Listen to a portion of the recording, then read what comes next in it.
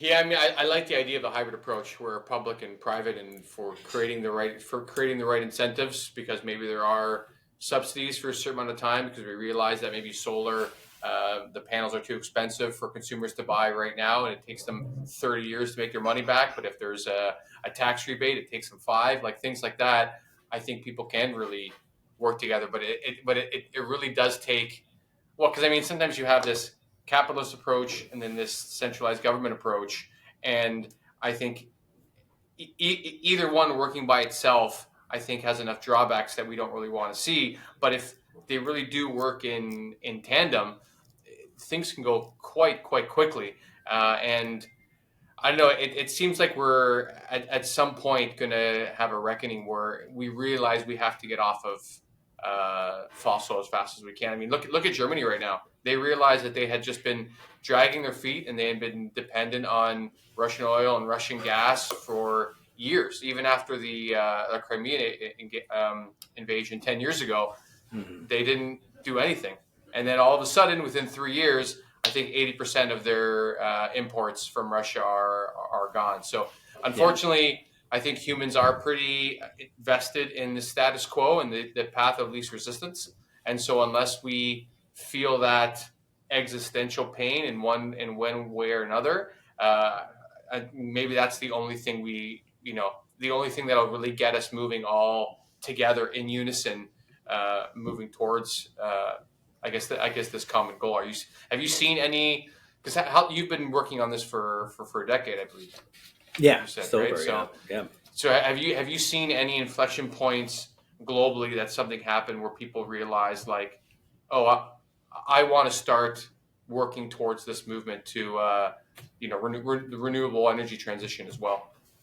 It's a great question. I think, people come to it for very different reasons. I think that you get, for a long time, people, trying to rally around climate as like the reason people should support an energy transition. But a lot of people just come to it because of price. If things are cheaper, if their bill is cheaper, affordability, the cost of living. These are things that have inspired a lot of people to kind of say, "Huh, like that's interesting. My neighbor pays a lot less than I do," and I think that those kinds of things make a difference. Right. And yeah, I mean, I think that that's a big thing. And the security issue. I mean, the point about what you're seeing with Russian gas, for example, is a really good example of the way that people think about renewables as energy security now, in a way that they maybe didn't 15 years ago, is in part because it's just this understanding that there is a fundamentally different relationship that you have with your energy resource if it's coming from something that's just freely available and you're not relying on a fuel source. Um, Yeah. and the other thing too is just that it's these infrastructures are almost one and done, right? It's like once you put up a wind turbine, the wind is free, right? There's no more of the having to shovel coal there indefinitely to the power plant. And I think that people realize that also is something that changes things, and when you're relying and you see the geopolitical dynamics, I think that also can make people think again about some of the choices that have been made. But I do think it's just been empowering, I think, for a lot of people to kind of think, especially as some of this, they build familiarity with these different kinds of technologies. I mean, things are new. It's like you're familiar with what you have in your home. You're familiar with your water meter, and you're familiar with maybe Right. your gas, your boiler. What is this whole thing about the solar panels, and how does that work? And who are these? What, I don't know this company, and those are all things that are just normal with a new technology and new infrastructure. So I think some of that will just take time as well. But I also, I mean, the big things holding it back, thinking about governments and how they're structured. I mean, ultimately, it comes down to like financing.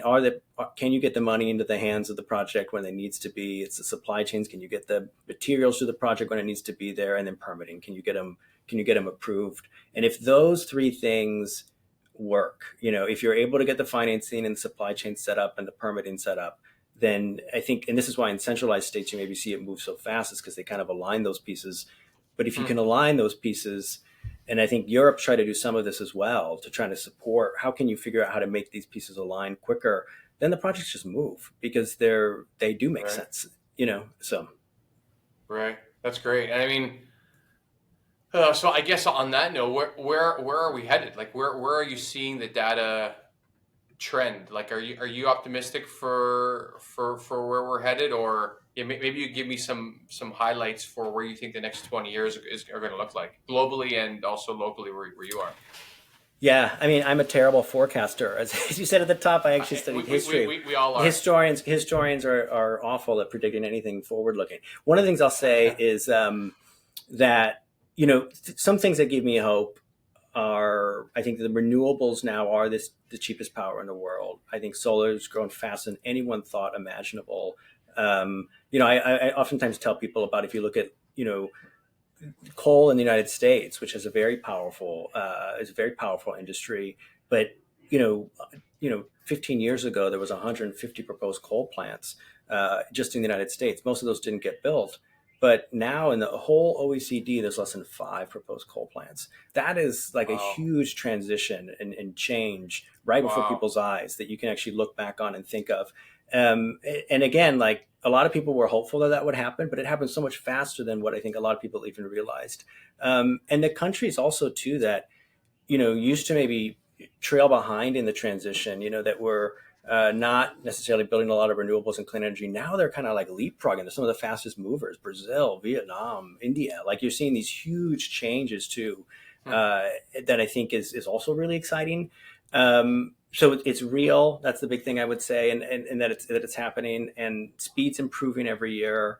It's getting faster, and I think you're seeing a change in systems. It's not just these technologies. I mean, I think you're really starting to see that, and those are some things that I think of. But I mean, I think that everyone has their own take on the future, and where we'll be in 20 years. I'm not even sure, because I think that I don't know who would have predicted where we are today 15 years ago. So I think that it's a wildly sort of anyone's guess.